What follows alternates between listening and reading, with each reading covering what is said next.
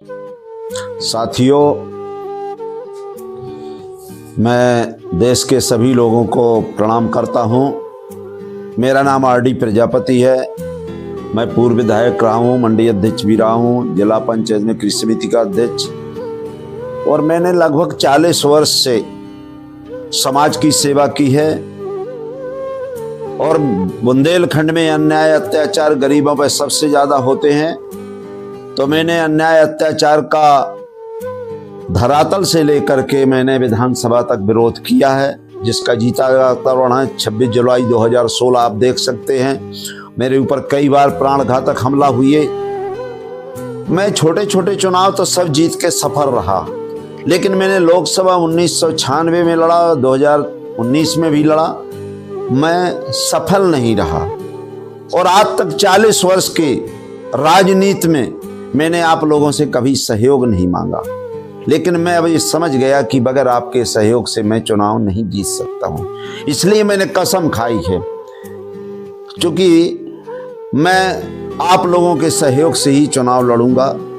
और जिसका जो भी समर्थ के अनुसार बाबा साहब अम्बेडकर ने कहा था और मानवर कांसीराम साहब ने उसका उपयोग किया कि अगर इस समाज के लिए अगर एक टाइम अगर आप एक साल में कई दिन भूखे रहते हो, व्रत करते हो, कोई आदमी सहयोग नहीं करता, लेकिन अगर आप मेरा सहयोग कर देंगे, एक टाइम का सहयोग चाहिए अपनी समर्थ के अनुसार, तो मैं मध्य प्रदेश में नहीं भारत की लोकसभा में, भारत के लोकसभा मंदिर में पहुंचूंगा।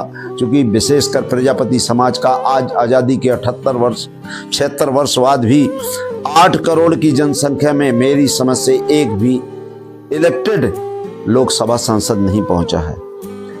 तो मैं आप लोगों से निवेदन करने के लिए आया हूं कि मुझे आप सहयोग करें, और सहयोग करने के बाद मैं चाहता हूं कि जीवन का जितना अंतिम समय है मैं आपके चरणों में लगाऊं, और इसका लेखा जोखा भी रहेगा। आपने जो भी अभी तक सहयोग मंदिर में पुजारी पंडों को किया होगा, जय भी अन्य लोगों को किया होगा, उसका कोई लेखा जोखा नहीं रहेगा। लेकिन मैं जो आप मुझे देंगे उसका लेखा जोखा एक पुस्तक में कलेक्ट करूंगा, और जब तक मैं जीवित रहूंगा और जब तक मेरा समाज रहेगा तब तक आपका सहयोग और लिखा जाएगा कि पहली बार जन सहयोग से आर.डी. प्रजापति लोकसभा में सांसद के रूप में पहुंचे। मानवर अखिलेश यादव जी ने मुझे टीकमगढ़ लोकसभा से प्रत्याशी चुनाव लड़ने के लिए भी घोषणा कर दी थी। उन्होंने कहा था मैं आपको चुनाव लड़ाऊंगा और मैं इंडिया गठबंधन का प्रत्याशी रहूंगा अगर आपका सहयोग रहे। क्योंकि समाज की सेवा करते करते मुझे 40 साल बीत गए हैं, मैं सफल नहीं रहा, और मैं बगैर आपके सहयोग से सफल नहीं रह सकता। लेकिन अगर आपने सहयोग किया तो पूरे भारत में आपकी लड़ाई के लिए मैं तहलका मचा दूंगा, चाहे मुझे उसी दिन आपका ये लोकसभा में इस्तीफा देना पड़े। लेकिन मैं जैसे जिंदगी भर चुनाव लड़ा हूँ, जिंदगी भर आप लोगों की लड़ाई लड़ा हूँ। मेरे ऊपर कई बार, मैंने पहले बताया, प्राणघातक हमला हुई है। मेरी जमान को रोकने का प्रयास किया गया, मुझे खरीदने का प्रयास किया गया, लेकिन आज कोई माई का लाल, वो भी बुंदेलखंड के अंदर, ना तो मेरी जवान रोक सका और ना मुझे खरीद सका। मैंने राजनीतिक अपने ओबीसी के, SC/ST ओबीसी की जनगणना के लिए आप लोगों के लिए 5 साल से लगातार काम किया, 40 साल से काम कर रहा हूं। तो मैंने अपने लड़के का राजनीतिक हत्या कर दी अपनी। अगर मेरी भी पूरे शरीर की हत्या होती है, लेकिन अंतिम दम तक मैं ओबीसी SC/ST के लिए काम करूंगा। और अंतिम मेरी इच्छा है कि एक बार मुझे सहयोग करें, जिस तरह आपके दूसरों का सहयोग करते हैं।